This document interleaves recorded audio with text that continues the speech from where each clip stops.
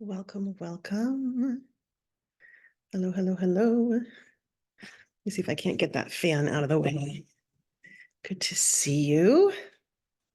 Oh, some familiar faces, some new faces. Hi, Aura. Welcome, Helen. Oh, hi, Helen. My almost neighbor. Where are you? Great. Hi, Catherine. Stephanie. And we'll just wait. You guys are a little bit early. What I love doing when people are a little bit early is we have a few moments to say hello. And I love hearing what brings you here? What are you looking for? Why are you taking an hour out of your life to explore this realm of sacred storytelling? And you can just say your name, your location, and just if you just have a curiosity, if there's something you're working out, what I love to do is I love to personalize each class for who is in the room. Well, I'll speak. Hi. Yes. Can you hear me? Yeah. I'm Helen. I'm from Maui. Um, uh, well, I feel like this is a time that maybe art and stories can help this world. I do improv. I've been doing improv for many years, and I'm writing. Yeah, I think this is super important. I mean, this is perfect. I mean, thank you. Yeah. I Pleasure. think maybe art can help, Yeah. Yeah. that you can Great. get to deeper levels. Yes, that's exactly what we're going to be getting into. It's like there's so many different ways of meeting art, both as the beholder, as the creator. And when we really understand what this vehicle of creation is, it's like, the it can be a tool or a weapon in our hands based on how we work with it. So yes, yes. Anyone else just want to pop in for a moment to say what if there's something specific that you're looking for, calling for? It's a great moment. I'm Aura, and I'm in West Vancouver, British Columbia.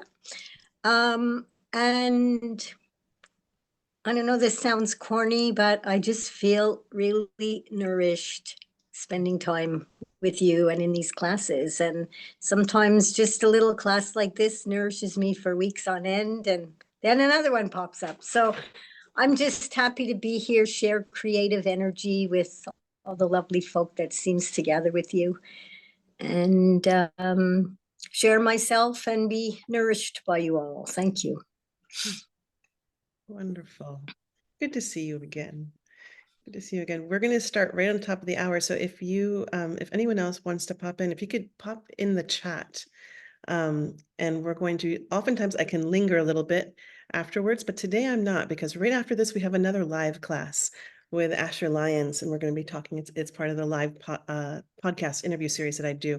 So I'll be hopping over there, but I love to hear from people. So if you want to say your name, your location, put it in the chat box. And if there's something specific that you're wanting to hone in on today, then I'll shape what we're talking about for that. But before we do that, let us begin as storytellers do, and just take a moment. If you're not on gallery view, I love putting people on gallery view just to take a look around the room, like who are we with? Who are we going on this journey with?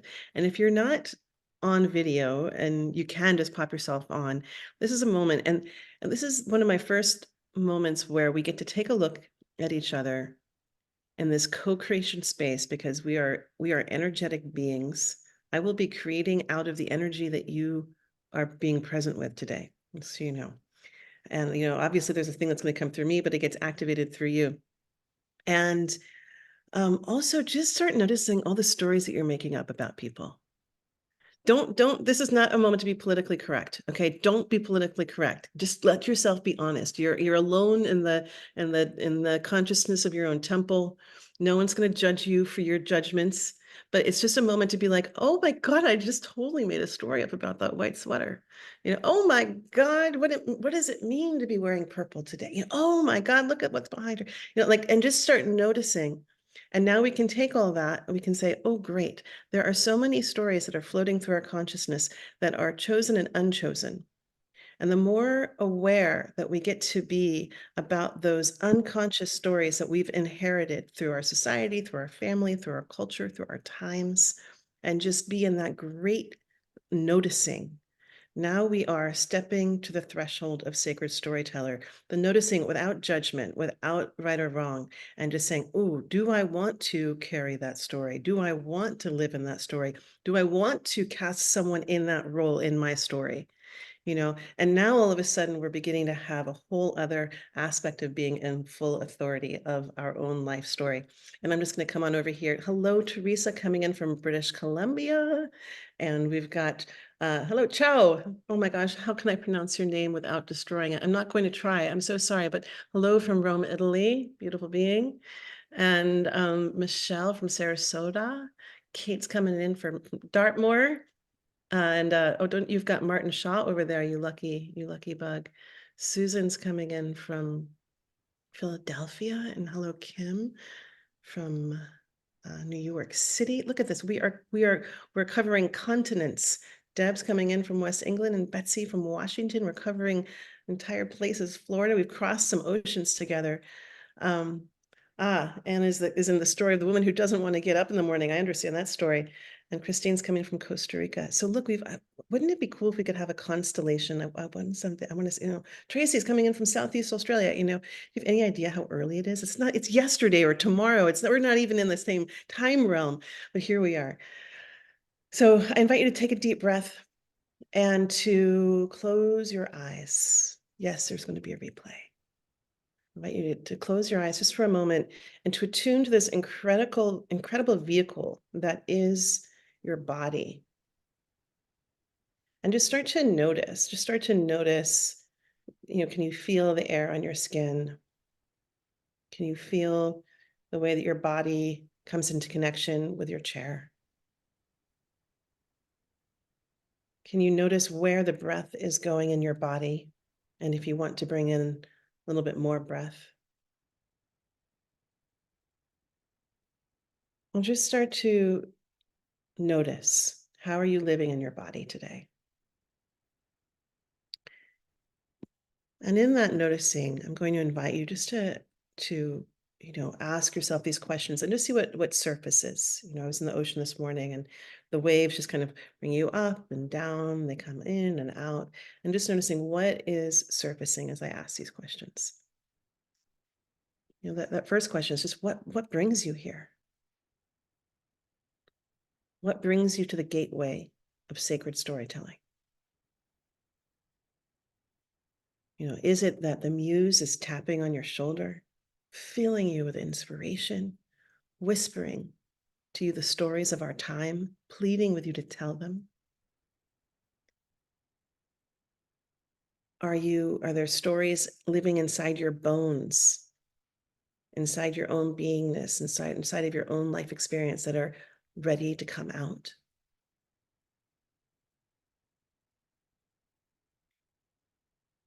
Are you one of those rare ones among us who's a cantador, those who feel compelled to carry the old stories forward?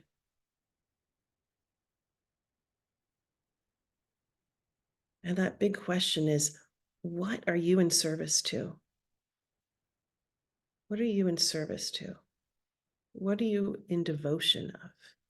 I'm not talking about a religious aspect, like maybe you're in service to creating peace in every relationship that you can. Or maybe you're in service to the ocean and you're walking the beach every day, cleaning up what you can. Or maybe you're in service to joy.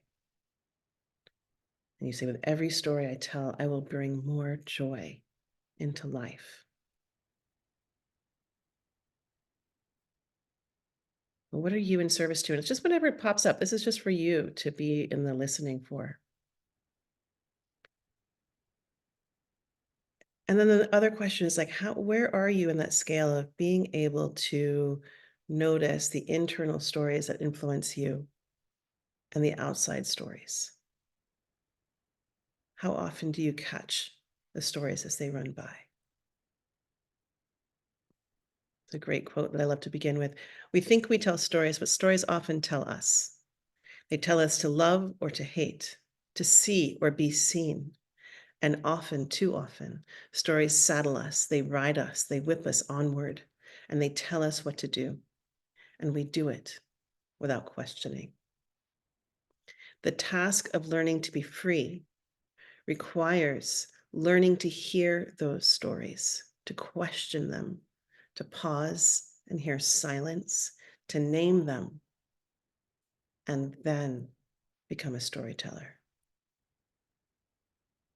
That quote is by Rebecca Solnit, and I love opening with that because it just pretty much says it all. And it's like that's a great one just to place on the fridge and be like, okay, how aware are we of these stories? And there's this one other quote that I want to begin with, and this one is I just adore this. My cousin Helen, who's in her 90s now, was in the Warsaw Ghetto during World War II. She and a bunch of girls in the ghetto had to do sewing each day. And if you were found with a book, it was an automatic death penalty. She had gotten hold of a copy of Gone with the Wind, and she would take 3 or 4 hours out of her sleeping time each night to read. And then during the hour or so, when they were sewing the next day, she would tell them all the story. These girls were risking certain death for a story. And when she told me that story herself, it actually made what I do feel more important. Because giving people stories is not a luxury. It's actually one of the things that you live and die for. That's Neil Gaiman. So what we'll be doing today is we're going to I'm going to introduce you into the landscape of sacred storytelling as an ancient healing art. And that's the lens that we'll be looking for. So that's why I always ask, like, what are you looking for? Because if you're looking for the 6 bullet points for how to sell your business or story, this is not the room that's going to feed that today. This is a very different or an older orientation towards story work. And we're going to be talking about what is a story? Like, what is it? Can we get all on the same page? Why is it relevant to the times that we're in? How does story work in your work? And then how to spark your own creativity. So those are the things that we'll be up to today. I love having very interactive rooms. If you have questions, please pop them in our chats or put your hand up. My eyes are on you. I'm very much engaged and looking and listening for what's happening in the room. And that often calls out different aspects as we go. And here we go. So a little bit about me. As you all know, my name's Leah Lamb. And what you might not know is that I learned the language of storytelling as a very young child. I grew up on a farm. We had a river that ran through it, horses and goats, and the springs would fill and the snow would melt and we'd find bones and all these different things. And I lived in a very different time where they were just like open the door and say, go and come back at dark. And it was a time when I got to have a lot of time and space for imagination and a lot of freedom in the mind. And that relationship to land carried me through many other years. I worked as a wilderness guide for 7 years. And it was in that time that I began to get closer and closer to my connection with the natural world and really fall in love with Earth herself. And it wouldn't be till many, many years later that I would understand, actually through Martin Shaw. Martin Shaw was the one that activated it. And this is one of the things I love about storytellers. I'm jumping ahead of myself, but that sometimes storytellers, when we're really coming in service to the other, when we're coming in service to the aliveness of life, and that's what I feel like storytelling is that we wake up the dormant seeds that might be resting in the other. If we're all planting seeds in each other's garden, the gardens of each other's consciousness. And sometimes when we're so activated and alive in our own life and our own commitment to life, we will awaken that seed that lives in someone else. And I'll just say, Martin Shaw, I have him to thank for that because I didn't understand what storytelling was until I got to see him and Michael Meade. But he was the one that helped me understand that this love of the natural world and this love of story were one and the same. And it wouldn't be till many years later that I got to study and learn a little bit from Sean Kane, who has that beautiful quote that says that myths are the earth speaking out loud. Myths are the earth speaking out loud. And Joseph Campbell, just so you know, he said one of the last things he said was, keep an eye out for the myths. They're still growing, they're still living, they're still alive. We can still keep catching the myths of our time. We can still keep catching the stories that are coming from the land. I learned the responsibility of storytelling pretty young. One of my best friends from high school committed suicide, and as a way of dealing with it and processing it, I wrote a play. And that play ended up winning a role in a theater festival, and I got to see it on the stage. And I was actually also got to be an actress in it. And I learned that what you put out into the world comes back. That while I was processing my own grief and trying to make sense of it, when I put that much grief out into the world, then also other people brought me their grief. And I learned, oh, wow, there's this boomerang. There's a boomerang. What we put out comes back. And to really understand there's a great responsibility that comes with storytelling. I learned the business of storytelling off Broadway in New York City. I had a gift. I went straight to New York City, straight out of high school, studied professionally with Sandy Meisner at the Neighborhood Playhouse, worked off Broadway, went to Williamstown Theater Festival, and I quickly learned that I was not going to fit well in a world where I had to speak other people's words. And I also had no interest or no skin for the business of that world. So I went into, back to that kind of true love of of land. It's a longer story. I'm not going to quite go into that, but I will say that I really learned that good intentions aren't enough when I ended up working with Al Gore at his television network, Current TV, and I was producing the Green Channel. And to me, this was like the dream job to me. I had a global influence. We were putting out news into an international community about the environment, and I was working with this one simple question. What was the information I needed to give people to move them to inspiration, to motivation, to activation? And we got to see all the data. We were the first television network that didn't, that was, had an online presence. This was back in 2007. And so we got to see more data than had anyone making news had ever been able to see until that time. And what I got to see was that people weren't looking at information. People were responding and engaging and staying connected to stories. And that was my ticket out. And that was my ticket in to where does real influence happen? And my question started to change. It wasn't what was the information that we could get people to move to activation. It was much more, how can we get to the source of the disconnection that is causing this great disruption on the planet?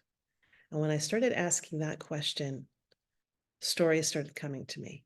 And that's a whole other story that we can't get into. And then I started to learn about the power of storytelling when I started speaking my own words, when I started sharing my own stories.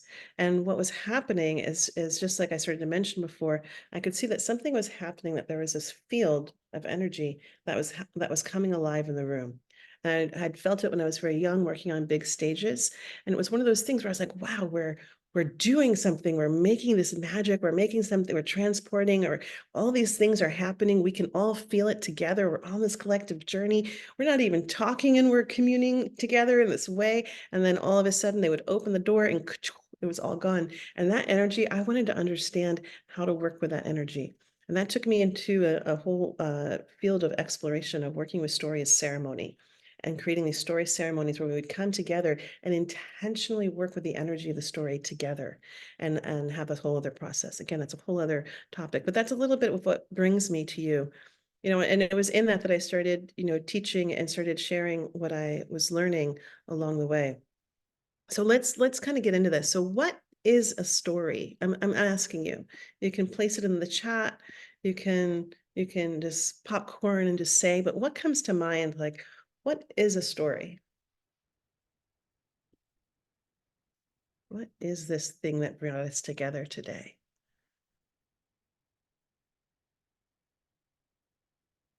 Well, it's something that takes us on a journey, and the journey's within, but we see it in the outer world at the same synchronistically, something like that. That's I love that.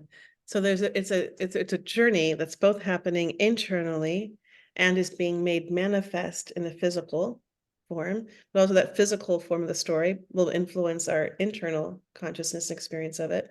And they don't always match, right? I don't know about you. I have one of my best friends. She's so good. She's so good. She's so direct. She's like, Leah, you're a very good storyteller, but I can't believe all your stories.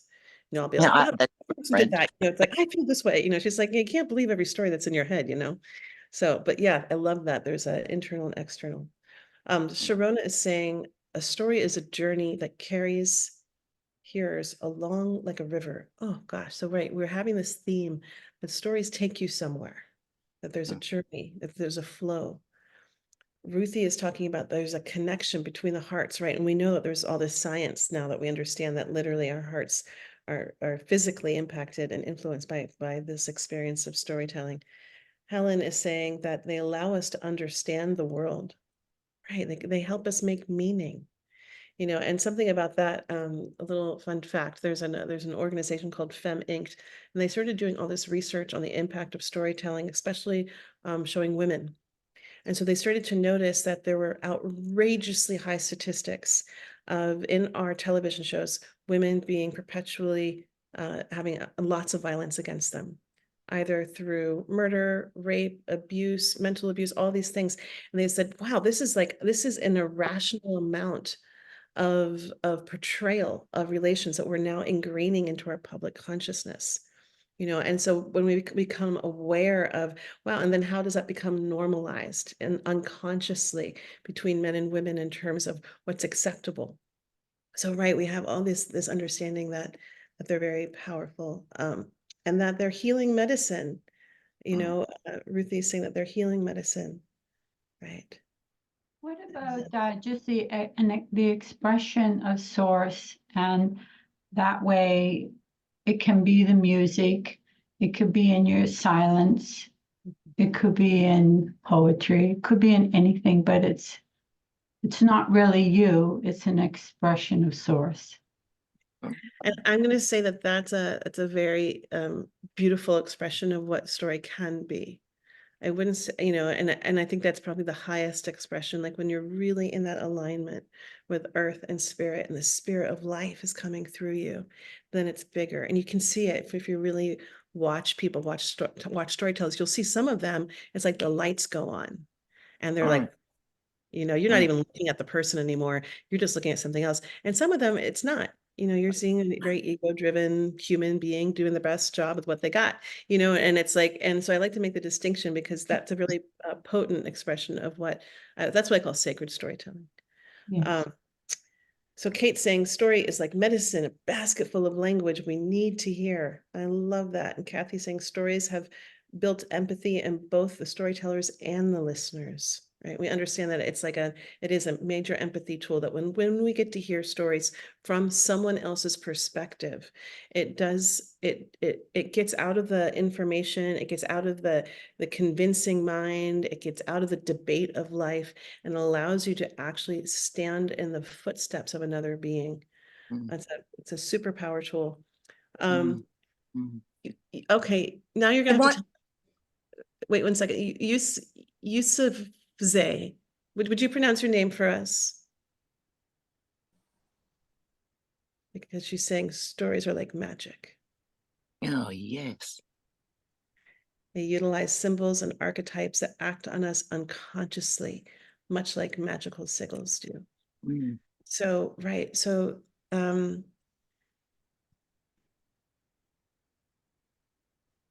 I think you just said it so beautifully, but I would say that absolutely that when done with intention and awareness, stories are very magical. And it's kind of mind-blowing, right? Like, here, let's go on a journey together. Okay. Once upon a time, not so long ago, at the very bottom of the ocean, grew these pink palm trees. And in between these pink palm trees were these unicorns. And these unicorns had these cute six unicorns were trotting through them with these princesses, with these very large cones, with these ribbons trailing behind them. You know, how many of you saw those images? Okay. So we reality bended by going down to the end at the bottom of the ocean. You know, we location traveled. We co-created a whole other reality together by consciously, unconsciously agreeing to it, right? We didn't define what beauty was. Okay, I just want to take a moment to say, you know, there was this beautiful princess, right? I didn't tell you what she looked like. I allowed you as a storyteller, I made a conscious choice to say, you can define beauty. I don't have to imprint one stereotype of what beauty looks like. We can, that's one of the superpower tools again that we can do. I don't know why this new expression is coming into being, but I really like the superpower tool expression. Okay, Sharona says we're able to make up stories. Yes. Oh, thank you. Yusuf Zay. Yusuf Zay. Okay. Yeah, Thanks. that's correct. Thank you. Thank you. I appreciate it. Kim, I feel stories are an extension of our own reality. Isn't that the truth? And I'm only able to listen in. Okay, so that's great. You know, I don't know if you guys saw there was a great little texting. It was a little PSA a long time ago on YouTube, and it was like these two people are texting to each other, and one is just like, "Want to go out?" And the other person on the other side is like, what do you mean? Do I want to go out? Of course I want to go out. We had plans to go out. That's so rude. And they're like, of course. The other guy's like, oh, cool. You know, and she's like, oh, cool. Well, what do you mean? Oh, cool. You know, and like they're in these two completely different conversations through the text that they're sending to each other. And I really do love that because I feel like there is that when we go into storytelling with a very clear intention, we have the capacity to create coherence. And that now more than ever, we have so many things disrupting our capacity to actually feel the intention of another person, to clearly understand what they're meaning. And now more than ever, I feel like this tool that is very underutilized and understood is needed more than ever. So one very ugly way of talking about what a story is it's an operating system. And I use that expression because humans have always, you know, referred to themselves in relationship to the latest technology. So if we use that, we say, okay, well, a story is an operating system. And that and now and it teaches us and it programs us, you know, in terms of our values, our belief systems, our expectations, what we believe is possible. You know, and so what I love about this is that language, you know, Stephen Jenkinson, who's a mentor of mine, says the language will never lie. He said people are unreliable, but the language never lies. And you know, look, even like our television shows are called programming, right? It's all language, you know. And so, you know, when we're looking at that, you know, we're having this moment of saying, okay, you know, how are the stories coming at us from all these different places, and how conscious are we about what they are feeding us? You know, if this is the garden, what seeds are we planting in it? You know, what is feeding our consciousness? What's growing in our consciousness? And so you know, so it's a very simple way to say, okay, you know, stories are an operating system, and we learn them as kids, we learn them through books, we learn them around the table, we learn them at school. And I was walking through the canyon of Topanga Canyon, and I swear to you, it was a tree. I don't know, it was trees or the stones or something in that canyon. It was like Leah Lamb. That is the most grotesque expression of what a story is. And I was like, yeah, but it makes sense, you know, it makes sense. And they're like, but you should tell the truth. And I was like, oh, I'm all ears, Topanga Canyon. You telling me what the truth is. And I came straight through the window of that canyon and said, stories are a library of the soul. They're a library of the soul, and that there's something that we can carry and we can gift to each other. And it allows us to share in this kind of evolutionary way. You know, Helen can drop in a wisdom story about something that I've never experienced, but when she comes to me with this generosity of spirit and says, here, learn from my experience. You know, you don't have to make the same mistakes. You know, this is a library of the soul that we can continue on. And one of the things that I love about stories, you know, that we have a story that's still walking among us that's over 4,000 years old. I mean, that's incredible. You know, everything else has to participate in the laws of entropy on this planet. You know, the cars will go, the houses will go, even the Greek temples will eventually go. But the stories, as long as we continue to carry them, can continuously be passed by. So they have a life in them that doesn't need shape and form, and yet they can shape and form life.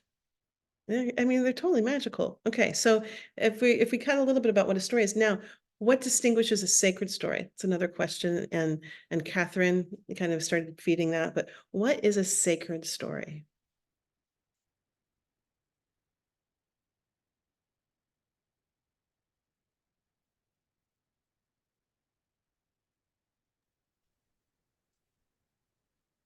a story that endures through all generations, all time.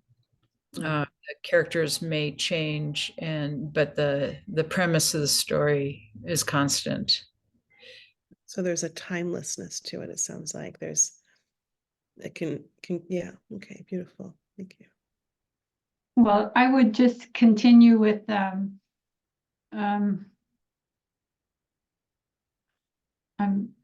I would want to tell a story, and I've had it well rehearsed, but all of a sudden I realized it wasn't the story to be told, and the ability to stand back or fall back and let that story be told. Well, that's pretty exciting. And if you're authentic about it, you can't screw up. It's going to be great. To me, that is allowing something greater than yourself, whatever you want to call that. Yeah. So there's that piece of letting something greater than you come in. Yeah. There's a piece of authenticity.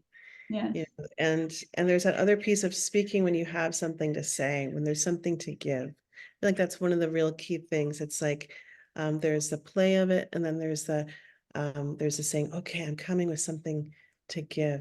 Ruthie's saying that love is only real. All else is fear. Okay, and a sacred story is a classic where we all relate on some level, a story that is precious for us to hold dearly. Kate saying a sacred story holds universal truths.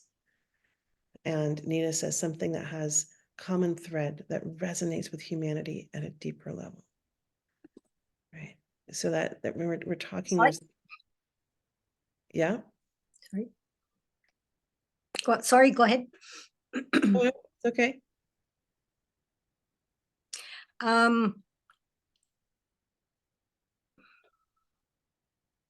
I feel a sacred story comes from a different consciousness. I just feel so much what Catherine, thank you so much for what you said, because really you gave words to something I had no words for so long. So, and I also apologize because I'm in a very cynical mood these days. And to me, the whole notion of stories that hold universal truths, and I'm just questioning it all. We're moving into a new, and this whole healing, we just have to go to another realm of consciousness now. And that's the only place where we're going to move forward from, or at least I have to speak for myself. It's the only thing that gives me any hope. And it's the only thing that inspires me. So it has all the qualities you're speaking of in terms of authenticity and heart. But to really acknowledge that we are connecting to another realm of consciousness from which we're drawing these stories, not the ones that necessarily our forefathers carried, but what we really need to create for ourselves to move forward into a new reality. I'm going to carry what you're going to say, and I'm going to do something slightly. I'm going to hold it in a slightly different way, Aura. And first of all, I really appreciate the truth speak that you're saying right now, and I feel the power and strength in it. And the one thing that as someone that just stands in this position, as I have been trained by one of my dear beloved teachers to never use the word we. Because I'm not making any assumption that we have a shared experience, a shared reality, or a shared perspective on what needs to happen or what wants to happen. But what I can speak to right now is that, yeah, there is a collective agreement that we're at a threshold on the planet, and that the moment of change has arrived. And how we relate to that and how we carry that story is what defines us. It's one of the defining moments. And when I think about a sacred story, and the reason why I'm so driven as someone who is passionate about the planet, passionate about the ocean, passionate about social justice and environmental justice and economic justice, where I think why I'm drawn to being a sacred storyteller is because to me, it goes back to the source of the disconnection.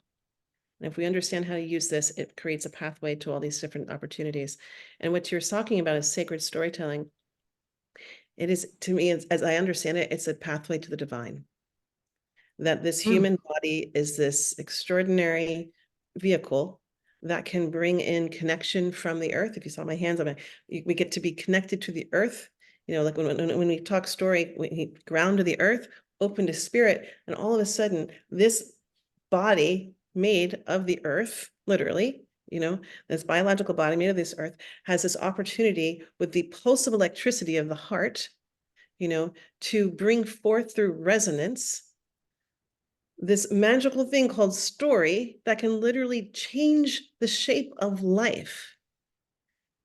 You know, it's really kind of mind-blowing, you know. And so when I think of sacred storytelling, and the thing that distinguishes it is that it is a story that is told in service of life. That means that if I claim the role of sacred story, that every story I tell will be an act of unification, will be an act of bringing more joy into the world, will be an act of bringing in more connection, more compassion, more empathy. It doesn't mean that one of my favorite examples of a sacred story is Life is Beautiful. Does anyone remember that film? It's a Holocaust film, right? You know, it doesn't mean that you can't tell like stories that show the horrors of life. But in Welsh, there's an expression, when you go to the etymology of what a storyteller is in the ancient language, it means a guide between the dimensions, right? Mm. And right, we do have this capacity to source through our imagination, and still imagination, nobody knows what imagination is. It's the most unexplored myth, ununderstood territory. You know, it's like we can't make a submarine to go into it. We can become present to it, right? And so it's like we understand that this imaginal planes are this incredibly powerful places. And when we tap into the imaginal plane and give it our life force, that can start to live here. I think, you know, I'm in Maui and the whales are here, and these beings just, they've captivated me. I don't know how, but they have. And, you know, like like half of 1% of humans and will probably might get to see a whale in their lifetime. And yet whales have somehow totally got into the consciousness of all the landwalkers around the globe.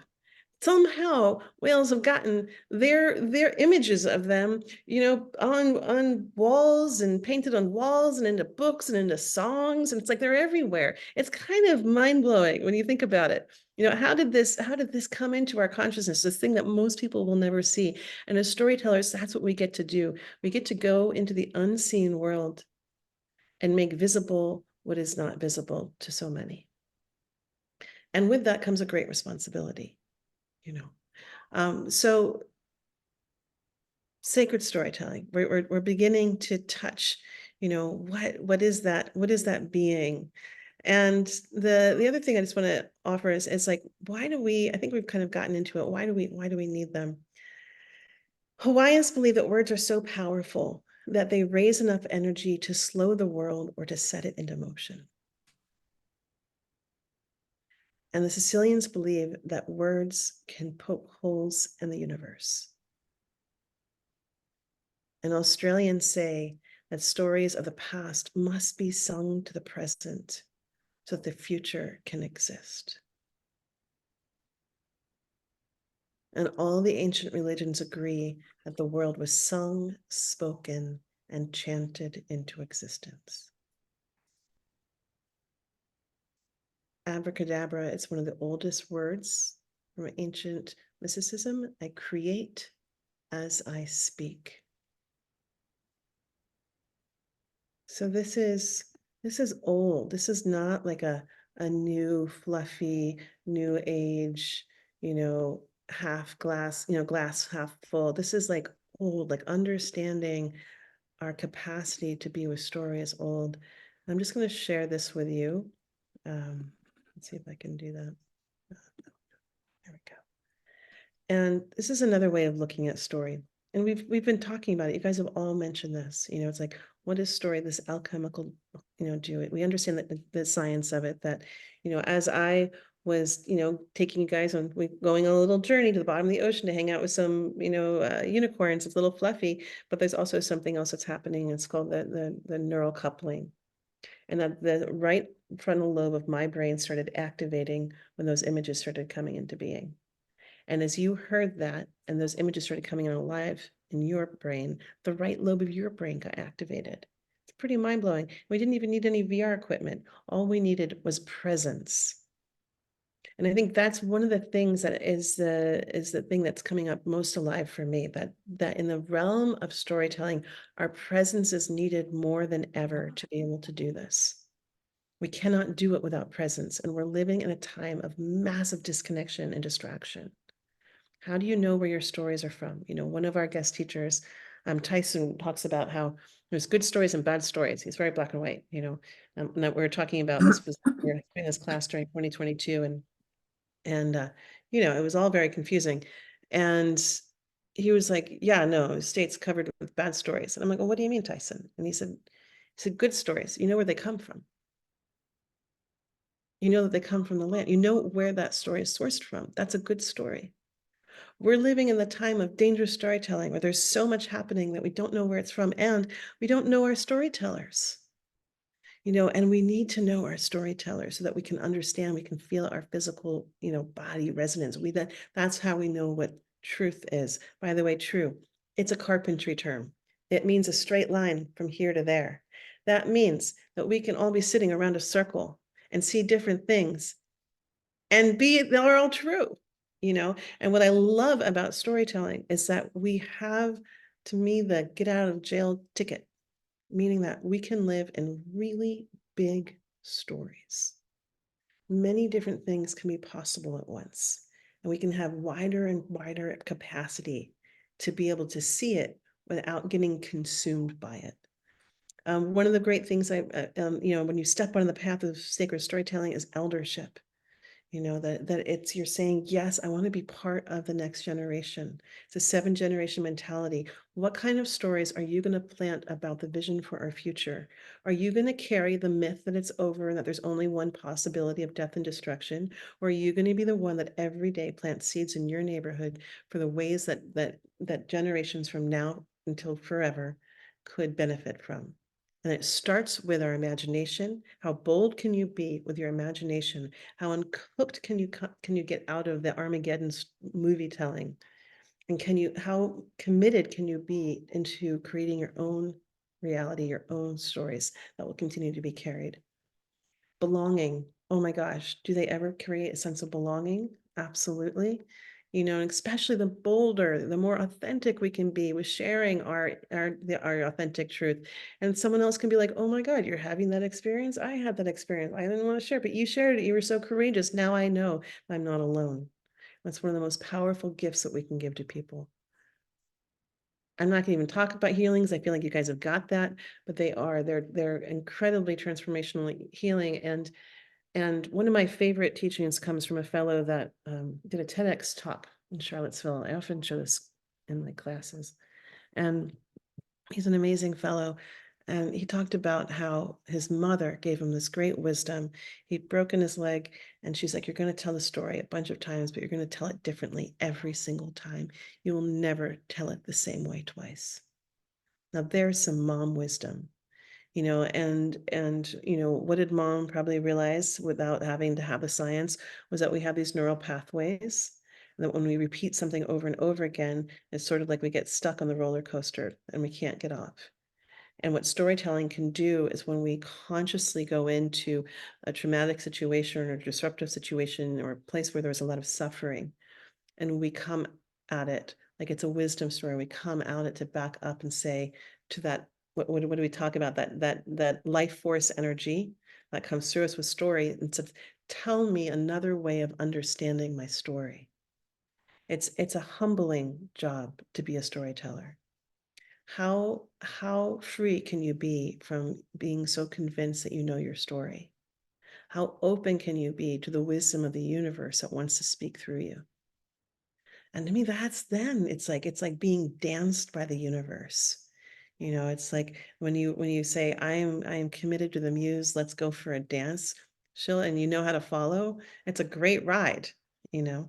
And so that's one of and it can be incredibly healing when we come back and we say, oh, right, okay, you know, now I can carry my story in another way. I'm no longer the person that it happened to. I'm who I am now. It builds bridges between worlds. And I've never, ever, ever, ever, ever told a story to a group of people and not fallen in love with them. It's just not possible. You know, there's something that happens in that space of communion and connection.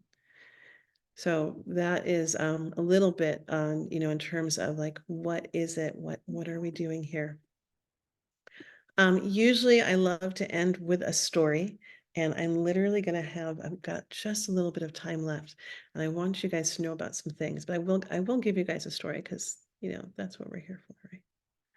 And I'm also going to tell you that you are about to see the very first, I'm trying to show it to you, but I might not get what's going on here. Today is the very first day that we are officially announcing the program that both Ruthie will be in, and I see Lucia, she's a teacher in this program, and we are, and like the website just went live today. You guys are going to be the very first people that see it. But one of the reasons why I do these classes is because, one, I love talking about storytelling. It's one of the most exciting places that I love to be in, and it just so happens that we have this very new program coming alive. And it is called Story for Healing. And it's really looking at people who are saying, I want to participate in the great stories of our time. I want to play a role in it. I want to be a co-creator in it. And that means that you might stand in the world looking like a teacher, like a leader, like a guide, like a mentor, like a facilitator. You might be that person that people are going and looking to. Helen, I'll help you with that in just a second. And or you might be saying, I'm actually an angel among us. And I like to put that in there because some people have those titles and they know they're in there, they've made it their life work to do that. And then there are the angels among us who just do it through everything that they do. They walk down the street, they see someone, they say that word that might change a life. You know, they're in the post office, they're everywhere. And so that's where it's like, what this program is designed for is people who say, I want to understand how to engage one of the most powerful tools on the planet that's completely misunderstood, underutilized, and in too many situations being used against us. And so I'm going to leave you that link. You'll also get an email to it, but I'm going to show it to you, and then I'm going to tell you a little story just so that you see. And yes, very soon, what's going to be happening is we're going to jump rooms, and whoops, I didn't mean to do that. We're going to head on over to a live talk with Asher Lyons. And so I'm going to do something else too, where if you happen to not be registered for that class, but you're like, wow, I didn't get enough. Now I want to talk about mythology and improv. We can do that too. And I'm going to give you that link right here as well so that you have it. And sorry for that. Okay. So if you want that, I would get that right now. And what I'm going to show you right now is I'll just open this up just so that you can get a sneak peek into this beautiful world of Story for Healing, so I can show you what kind of trouble we're working on. And it's pretty exciting. This has been the evolution of about 5 years worth of teaching. And, you know, one of the things that has come alive in me are these 5 different modalities of 5 different kinds of stories that we can use. And I call them story recipes because, you know, when I first started going to my mom and I said, Mom, teach me how to cook, teach me how to garden. My mom was like, you take the seeds, you put them in the earth. You know, I asked my mom and it's like, and it's like, there's no one specific way. You learn your own way. So what I do is I give people structures and you can learn how to, you know, create your own stories through them. These are our teachers. And I can't tell you how incredibly excited I am to be with these people. Oh my gosh, Lisa, I can't believe that you're not on here. That was a complete mistake. That just drives me insane. We just launched, we're not quite, I guess we're one thing shy. Which is a very critical one. But what you're seeing here is a very wide group of teachers who come from many different perspectives. And one of the 3 things that I really wanted to look at as we looked at this is we wanted to understand the science of it. understand, what we understand in terms of how it impacts and influences our consciousness and how to use it as a tool. We wanted you to understand the energetics of it. And this is one of the things that's really misunderstood and not explained enough and told enough, in terms of what's happening when we're building that field. And we also really wanted you to have direct transmissions, to get to sit with wisdom keepers, storytellers who can tell you the stories, where you can feel what it is to feel the medicine of a story without talking about it. So it's an incredible range of teachers.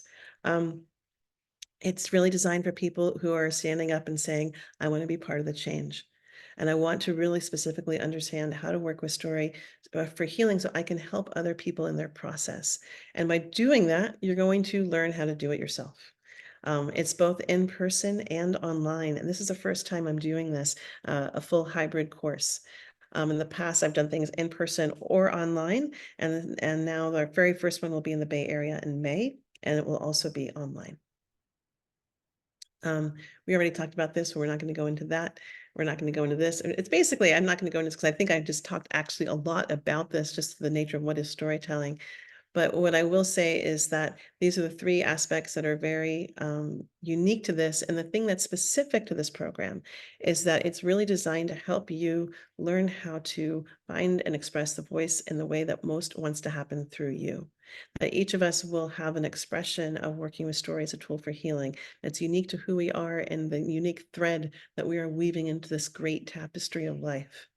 And that's one of the things that we have an opportunity to do. So there's 5 different modules. I'm just going to skip through a lot of this because you can get to it.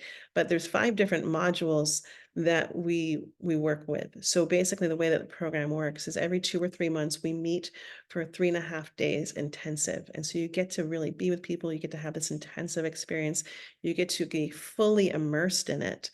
And then for those who are want to join the certification program, and that's a little bit different. Those are people that want to do all modules. So you can do one of them, or you can do all of them.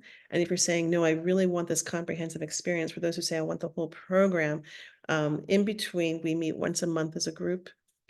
You actually get 2 sessions with me where we really work on what are the specifics that you're working on. So those are private sessions. You'll get to do a practicum where you get to do a presentation on your theory of story as a tool for healing. And then you'll actually get to do a physical practicum where you will get to implement something and facilitate your own experience, whether that's online or in Zoom, whatever your expression is. And you'll get feedback both from your peers, from me, and from the participants. And the other thing that you have, which is one of the coolest parts, is you get to have the your small group of greatness.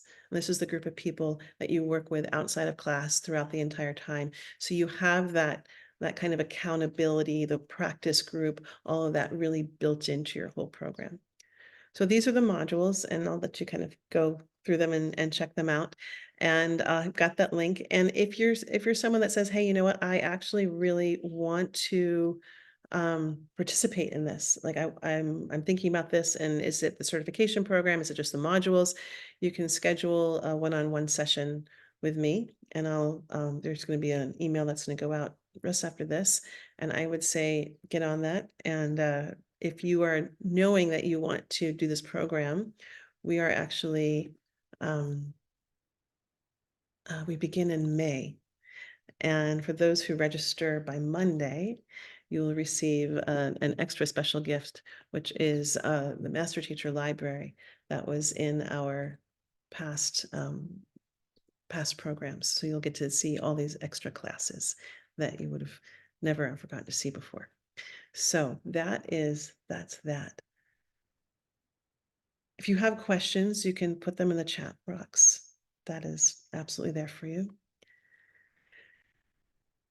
And I'm just going to tell you a story. Would you like a story? So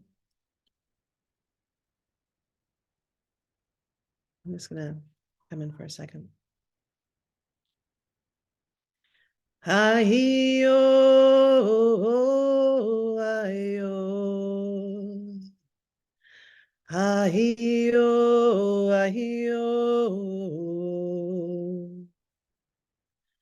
Ai-ai-ai-ai-o.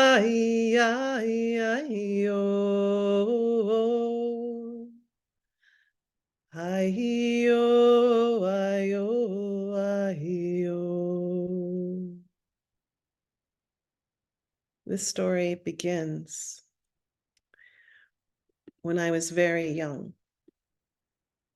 I was in this bedroom with this big tapestry that had been painted by a very dear friend of my mother's.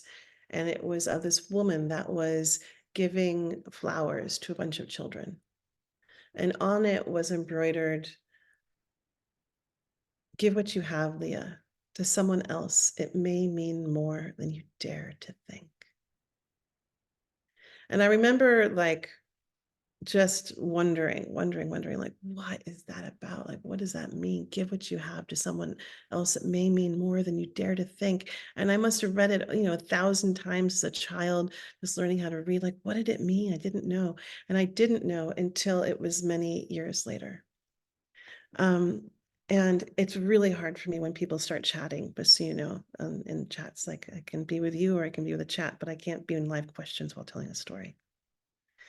And so there I was standing there in that question, and that question, we have these little questions and they live us into being, and it wouldn't be till many years later that this critical moment happened in my life where I was resting in bed with my beloved at the time. And I told him about this dream that I had about publishing this book. And he said, "You can't do that." And I said, "Oh," and I told him about this other dream about studying playwriting. And he said, "Oh, you can't do that." And then I told him about this other dream. And he told me, "You can't do that." And I started to feel the fear that was coming alive between us.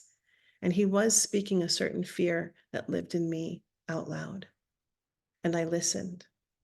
And I listened, and I ended up not doing any of that. And I went to Richmond, Virginia, and I got a master's in social work. And it was the last semester when all of a sudden I was interviewing for this job, and I looked at that job and I was like, "Oh gosh, if I do that, it's gonna kill me." And right at that moment, I placed my hand on my neck, and I felt what I would discover would be a tumor.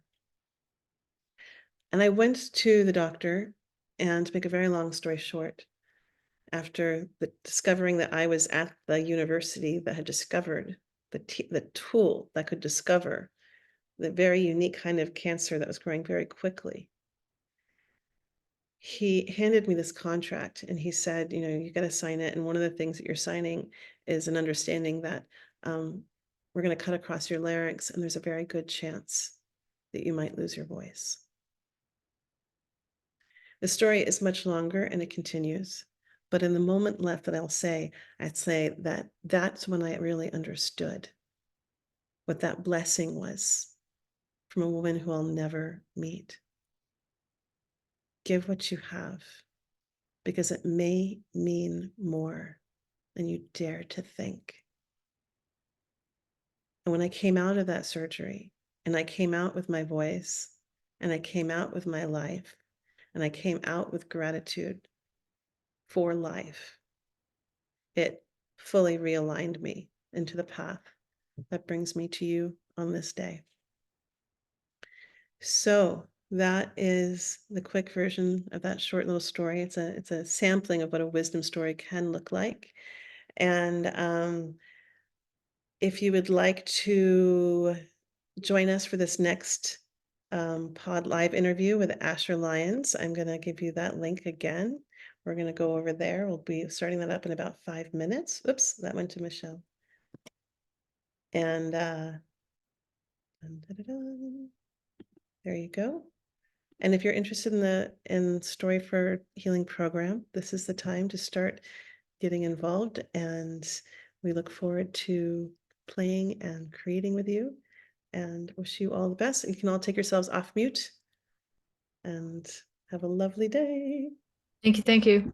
Thank you. so much. Thank you. Beautiful. Thank you. Bye-bye. Bye. Thank you. You're welcome. Thank you.